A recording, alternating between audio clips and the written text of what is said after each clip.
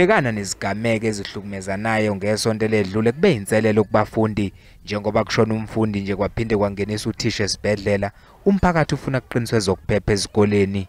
Ekuruleni kugwazwe kwashona umfundi ka-grade 10 ngemumva kwempi yabafundi. Labafana bathatha ababandakanyeka kulesi sigameko bavele enkantolo yemantshi yaseTsakane.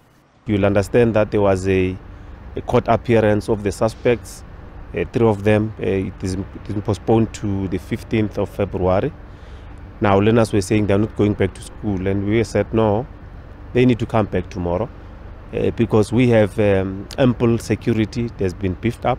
Izazi zokusebenza kwengqondo zithi lezi zenzo zodlame kungenzeka ukuthi umsuka wazi usemakhaya.